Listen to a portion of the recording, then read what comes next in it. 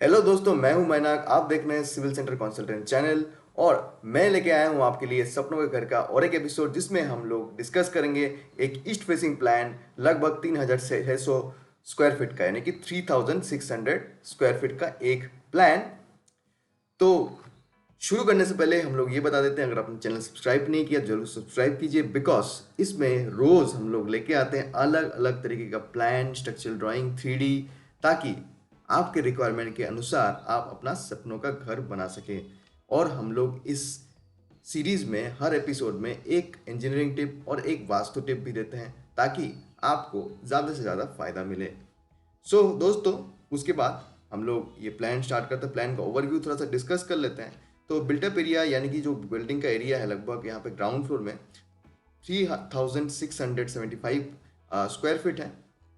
और इसके एलिमेंट्स अगर आप डिस्कस करेंगे, लेंथ एंड ब्रेड्थ अगर डिस्कस करें, लगभग 60 फीट, यहाँ पे देखिए 60 फीट इंटू 58 फीट यहाँ पे इसका साइज है, और सामने की तरफ भी थोड़ा सा यहाँ पे एक्सटेंशन है। तो यहाँ बिल्डिंग के लुक्स के बारे में बात करेंगे। तो सबसे पहले एंट्री में देखिए, एंट्री में पोर्टिको है एंड आपका लेफ्ट साइड में और राइट साइड में दोनों साइड में ड्राइंग रूम है। तो इसको देख के आपको एक फीलिंग आ गया होगा कि ये बिल्डिंग इस पर्पज से बनाया गया है कि पूरा यहाँ पे मिरर किया गया है। तो दोस्तों, जो मिरर बिल्डिंग है उसमें क्या होता है, आपका दोनों पर्पज से यूज़ कर सकते हैं। अगर आपको मान लीजिए इसको रेंट पे देना है तो एक पार्टी अगर आपको मिल जाता है तो ठीक है, नहीं तो अगर नहीं मिलता तो बीच में आप पार्टीशन देके दोनों को अलग अलग लोगों को रेंट दे सकते हैं। तो यही होता है आपका मिरर टाइप बिल्डिंग प्लान्स का फायदा। तो देख सकते हैं आपका जो पोर्टिको स्पेस है यानी कि पार्किंग स्पेस है 22 feet 3 inch into 19 feet 9 inch, जो कि आपका काफ़ी अच्छा स्पेस है। इसमें आराम से दो फोर व्हीलर तो आराम से पार्क कर सकते हैं, दो क्या तीन भी फोर व्हीलर यहाँ पे पार्क आराम से कर सकते हैं। तो लेफ्ट साइड में एंड आपका राइट साइड में यहाँ पे ड्राइंग रूम मिल जाएगा, उसके बाद एक स्टोर रूम आएगा, उसके बाद एक स्टेयरकेस आएगा, उसके बाद एक कॉमन टॉयलेट। तो ये जो आपके हॉल हैं इसको आप पार्टी पर्पज से यूज़ कर सकते हैं, मैरिज हॉल भी की तरह भी यूज़ कर सकते हैं। तो इसका अलग अलग पर्पज से आप एज ए बैंक्वेट हॉल इसको यूज़ कर सकते हैं। वही रिक्वायरमेंट था हमारे क्लाइंट का।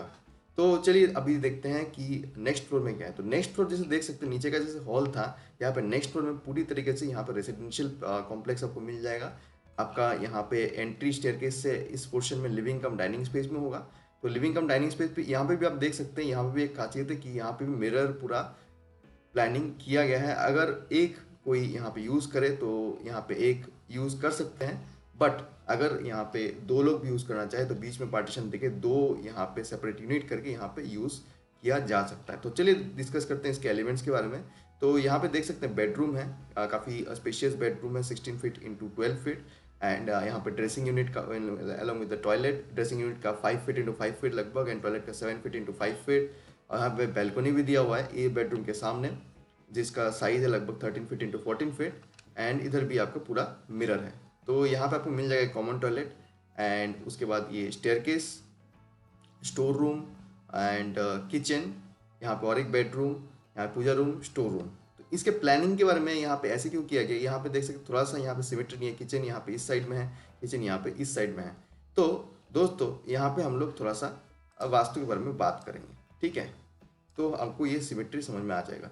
तो जैसे देख सकते हैं, बिल्डिंग को अगर हम कंसीडर करें, बिल्डिंग के साउथ ईस्ट में आपका यहाँ पे किचन है, जो कि वास्तु के हिसाब से बेस्ट पोजीशन है।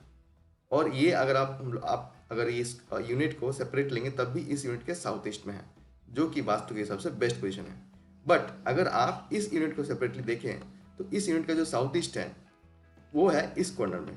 तो यहाँ पे स्टोर रूम के बाद ही किचन दिया गया है, इस यूनिट के साउथ ईस्ट में आपका किचन रखा गया है। और आपका यहाँ पे, ताकि वास्तु के हिसाब से वो सही रहे। एंड आप देख सकते हैं यहाँ पे नॉर्थ में लगभग पूरी तरीके से, नॉर्थ ईस्ट तो नहीं है क्योंकि नॉर्थ ईस्ट में ये कॉर्नर आ जाता है, इस यूनिट के नॉर्थ ईस्ट में आपका यहाँ पे पूजा रूम रखा गया है। और ये वाला जो यूनिट है, इस यूनिट के भी नॉर्थ ईस्ट में आपका पूजा रूम रखा गया है। तो अलग अलग यूनिट को अलग अलग तरीके से कंसिडर करके यहाँ पे थोड़ा बहुत यहाँ पे मिरर में चेंजेस किए गए हैं, ताकि दोनों यूनिट के जो आपके यूनिट्स हैं, एटलीस्ट किचन और पूजा रूम को वास्तु के हिसाब से बहुत सब लोग मानते हैं। ये दो चीज़ है जिनको सबको चाहिए वास्तु के हिसाब से। तो ये दो चीज़ को यहाँ पे इस तरीके से एडजस्ट किया गया है इस मिरर टाइप प्लान में। तो आगे बात करते हैं यहाँ पे आपको एक बैल्कनी मिल जाएगा 8 फीट 5 इंच वाइड बैल्कनी, जो कि काफ़ी स्पेशियस है और बिल्डिंग का सामने से भी बहुत अच्छा लुक देगा। अगर टाइम मिलेगा तो हम लोग आगे की वीडियोस में इसका बिल्डिंग का जो फ्रंट लुक है वो भी आपके साथ शेयर करेंगे। उसके साथ किचन के साथ भी एक बैल्कनी है, बेडरूम के साथ भी बैल्कनी है। ये दोनों बैल्कनी दिया गया है ताकि यहाँ पे सिमेट्री आपका फ्रंट एलिवेशन में बनाए रहे। तो दोस्तों ये था आपका बिल्कुल एक लग्जरियस प्लान बोल सकते हैं, जिसमें कमर्शियल आपका नीचे एज ए कमर्शियल यूज़ कर सकते हैं, ऊपर एज ए रेसिडेंशियल यूज़ कर सकते हैं। तो चलिए हम लोग थोड़ा सा स्ट्रक्चरल ड्राइंग की तरफ भी जाते हैं। यहाँ पे देख सकते हैं लगभग 3700 स्क्वायर फीट है, तो इसके स्ट्रक्चरल ड्राइंग की तरफ भी जाते हैं। सबसे पहले देखते हैं कितने कॉलम्स यहाँ पे यूज़ किए गए हैं हमारे स्ट्रक्चरल ड्राइंग में। तो आप देख सकते हैं 1 2 3 4 5 6 7 8 9 10 11 12 13 14 15 16 17 18 19 20 21 22 23 24 25 26 27 28 29। तो 29 यहाँ पे टोटल कॉलम्स यूज़ किए गए हैं। आप नीचे हॉल का जो स्पेस है उसमें देख सकते हैं थोड़ा सा स्पेसिंग दिया गया है, because as a banquet hall अगर यूज़ होगा तो जितने कम कॉलम्स है उतने ज़्यादा बेटर है। तो यहाँ पे उस तरीके से कॉलम्स यहाँ पे दिए गए हैं। तो यहाँ पे आप देख सकते हैं एक कॉलम का साइजेस के बारे में थोड़ा सा देख लेते हैं, क्या क्या कॉलम साइजेस यहाँ पे गए हैं। तो यहाँ पे आपको शेड्यूल ऑफ कॉलम में कॉलम के साइजेस मिल जाएंगे। लगभग जो वॉल है आपका 9 इंच का वॉल है, यानी 230 mm। So 350 mm to 230 mm का यहाँ पे कॉलम का साइज यहाँ पे आपको मिलता है। और दूसरा साइज है आपका 300 इंटू 230। सो अगर आप इंच में इसको आपको देखना चाहते हैं तो ये हो जाएगा आपका यहाँ पे जो 300 mm है वो हो जाएगा आपका 12 इंच का। एंड यहाँ पे जो 230 mm है वो एक्चुअली आपका 9 इंच का जो वॉल होता है वो आपका 225 का होता है, और प्लास्टर मिला के वो 230 mm हो सकता है। तो 230 mm यहाँ पे 9 इंच से थोड़ा सा ज़्यादा है, और ये 350 mm है। तो जितना भी जहाँ पे भी जितना ब्रिक का साइज़ है उसके हिसाब से आपका कॉलम का साइज़ दिया जाता है। यहाँ पे ब्रिक का इंक्लूड करके साइज़ 230 mm का होता है, तो इसलिए 230 mm का साइज़ यहाँ पे कॉलम का दिया गया है। और उसी हिसाब से आपको उस एरिया में आपका जो शटरिंग है, शटरिंग मटेरियल भी मिलता है। तो उसी हिसाब से आपको प्लानिंग करना पड़ेगा। स्ट्रक्चरल ड्राइंग का अलग अलग जगह पे अलग अलग होता है। तो मेन रीइंफोर्समेंट अगर हम लोग देखेंगे, मेन रीइंफोर्समेंट C1 जो कॉलम है उसमें 8 बार से यूज हुआ है 12 mm का। C2 में 4 बार 16 का, 2 बार 12 का। एंड C3 और C4 में भी 4 बार 12 का। एंड C5 में 4 16 4 12 का। तो काफ़ी डिस्ट्रीब्यूटेड यहाँ पे रीइंफोर्समेंट है, क्योंकि सिस्मिक जोन यहाँ पे 3 में है, सॉरी 2 में है। तो उतना ज़्यादा यहाँ पे रेनफोर्समेंट आ नहीं रहा है। और जो आपके रिंग्स हैं जिसको टेक्निकल टर्म्स में टाइज बोलते हैं, वो है आपका 8 mm का टाई है at the spacing of 125 centre to centre, यानी कि आपका 5 inch centre to centre spacing में आपका टाई यहाँ पे कॉलम में बांधा जाएगा। तो बीम का भी हम लोग थोड़ा सा देख लेते हैं। यहाँ पे आप हमेशा कोई भी बिल्डिंग देखेंगे तो प्लिंथ का बीम है, जहाँ से प्लिंथ लेवल यानी कि वो लेवल जहाँ से आपका ग्राउंड फ्लोर स्टार्ट होता है, उसका जो बीम होता है आपका साइजेस थोड़ा सा कम होते आते हैं, क्योंकि उसमें लोडिंग थोड़ा सा कम होता है। बाकी जो बीम है उसमें आपका छत का लोड भी आता है, एंड जो बीम के ऊपर जो वॉल है उसका लोड भी आता है। पर प्लिन के केस में आपका ओनली वॉल का लोड आता है, क्योंकि कोई छत नहीं होता है। यहाँ पे पीसीसी सैंड फिलिंग के बाद हम लोग उसमें पीसीसी कर देते हैं, कोई आपका आरसीसी यहाँ पे छत नहीं रहता। तो यहाँ पे देख सकते हैं PB1 और PB2। तो PB1 और PB2 दो तरीके का यहाँ पे बीम यूज़ किया गया है। तो दोनों बीम का हम लोग साइज देख लेते हैं। तो दोनों बीम का डेप्थ यहाँ पे है, आपका जो ब्रेड्थ होगा वो तो सेम ही होगा 230 mm। जो आपका डेप्थ है दोनों का 300 mm डेप्थ है। एंड यहाँ पे 12 mm एंड 10 mm के बार्स यूज़ किए गए हैं। तो यहाँ पे टॉप बॉटम ऑल थ्रू और एक्स्ट्रा को थोड़ा सा समझ लेंगे। इसके बारे में और भी वीडियो बनाएंगे अगर आपको जानना है कि टॉप एक्स्ट्रा क्या होता है। आप बेसिकली आप मोटा मोटा समझ लीजिए, यहाँ पे 2 बार 12 mm का, 2 बार 12 mm का ऊपर और नीचे यूज़ होगा, यानी कि 4 बार जो 12 mm का 2 ऊपर 2 नीचे पूरा यूज़ होगा। और extra as a cut piece यहाँ पे 10 mm का बार यूज़ होगा, जो कि आपका स्टार्टिंग एंड एंड में लगाया जाएगा। ऐसे उस तरीके इस तरीके से पॉइंट वन इधर से और इधर से, तो इस तरीके से यहाँ पे लगाया जाएगा। और आपका जो सेंटर में एक आपका एक्स्ट्रा पीस यहाँ पे नीचे इस एरिया में यहाँ से लेके यहाँ तक आपका लगाया जाएगा। तो ये आपका है। तो इसके बारे में अगर आप और डिटेल में जानना चाहते हो तो कमेंट सेक्शन में ज़रूर लिखिए, हम लोग को बता देंगे कैसे हम लोग एक्स्ट्रा ये बार प्रोवाइड करते हैं। तो यहाँ पे आप देख सकते हैं प्लेन बीम का रीइंफोर्समेंट ऐसा था। उसके बाद आप देखिए यहाँ पे बीम का रीइंफोर्समेंट कैसे कैसे जा रहा है। तो यहाँ पे लगभग कुछ जगह पे तो कॉन्सिल बीम जा रहा है। कॉन्सिल बीम यानी कि आपका जो बीम रहेगा वो एकदम पूरा छत के थिकनेस के बराबर होगा। वो आपका बाहर जो है छत के बाहर नीचे से दिखेगा नहीं। तो ये आपका कॉन्सिल बीम है। और यहाँ पे लगभग B3 यानी कि 3 टाइप का बीम है। तो यहाँ पे बीम का भी रीइंफोर्समेंट देख लेते हैं, B1 B2 B3 और कॉन्सिल बीम। सो जैसे देख सकते हैं हम छत का थिकनेस आपका 100 mm यानी कि 4 इंच है। तो कॉन्सिल बीम का भी 230 टू 100 mm है, और जिसमें आपका 4 बार 12 का मतलब यानी कि 2 ऊपर और 2 नीचे यूज़ किया गया है। उसके बाद आप देख सकते हैं हर बीम का साइज देख सकते हैं, B1 का 350, B2 का 450 डेप्थ, क्योंकि ब्रेथ तो आपका सेम है, तो यहाँ पे आपको आइडिया मिल जाएगा B1 और आपका B2 में, B2 और B3 में। जैसे आप देख सकते हैं यहाँ पे सब लोडिंग जो हम लोग कैलकुलेट करते हैं उस हिसाब से यहाँ पे डेप्थ दिया जाता है। तो यहाँ पे देख सकते हैं जो जो यहाँ पे छोटे एलिमेंट्स है वो लगभग सब सारे B1 है, और B3 जो एलिमेंट्स है उसमें आपके B3 और B2 उसमें आपको थोड़ा सा ज़्यादा लोड आ रहा है। यहाँ पे देख सकते हैं बीच के एलिमेंट्स सारे यहाँ पे B3 है, एंड तो ये जो जितने भी बीम है ये सब में आपका जो रीएनफोर्समेंट है थोड़ा सा ज़्यादा है, सॉरी जो डेप्थ है वो थोड़ा सा ज़्यादा है, 213 टू 450 है। एंड रीएनफोर्समेंट जो यूज़ हुआ है यहाँ पे 16 और 12 का यूज़ हुआ है। 16 आपका ऑल थ्रू यानी कि मेन जो बार कंटिन्यूस जाएंगे ऊपर 2 और नीचे 2 उसमें यूज़ हुआ है, और जो एक्स्ट्रा रीएनफोर्समेंट है उसमें आपका 12 mm का बार्स यूज़ हुआ है। तो ऐसे करके यहाँ पे बार्स यहाँ पे यूज़ हुआ है। और यहाँ पे और एक चीज कुछ चीज़ देख सकते हैं आपको कॉलम में, जो कॉलम के जो सेक्शंस हैं वहाँ पे कैसे कैसे आपको टाइज बांधने हैं वो भी यहाँ पे डिटेल्स यहाँ पे दिया गया है। कैसे कैसे 4 रीएनफोर्समेंट होगा तो कैसे बनने का, यहाँ पे 8 रीएनफोर्समेंट, यहाँ पे आपका 6 रीएनफोर्समेंट है, यहाँ पे 4 है, यहाँ पे आपका फिर से 8 है, तो इसको कैसे बांधा जाएगा टाई के थ्रू ये भी आपको दिया गया है। छज्जा जो निकलता है यहाँ पे आपका लिंटल बीम है, लिंटल बीम का सेक्शन है, लिंटल बीम का जो सेक्शन है उसमें 213 टू 150 का सेक्शन है लिंटल बीम का, जिसमें 10 mm का 3 ऊपर और 3 नीचे रॉड यूज़ किया गया है। और जो यहाँ पे बाहर निकलेगा यहाँ पे 450 का यहाँ पे बाहर निकल रहा है, यानी 1.5 फीट अराउंड।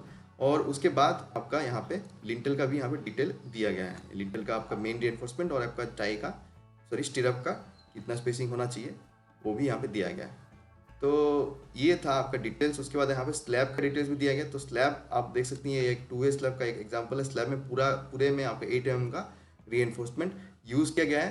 तो यहाँ पे आपका बॉटम में 2 लेयर है, एक अलॉन्ग द शॉर्टर स्पैन, एक अलॉन्ग द लॉन्गर स्पैन होता है। तो दोनों का स्पेसिंग अलग अलग होता है। जो आपका यहाँ पे शॉर्टर स्पैन होता है उसमें 150, और जो आपका लॉन्गर स्पैन होता है उसमें आपका 125 mm, सॉरी जो शॉर्टर स्पैन होता है उसमें 125, एंड जो आपका लॉन्गर स्पैन है उसमें आपका 150 mm रीएनफोर्समेंट स्पेसिंग में दिया गया है। और उसके बाद आपका थोड़ा सा यहाँ पे extra top near the support भी यहाँ पे दिया जाएगा दोनों साइड में।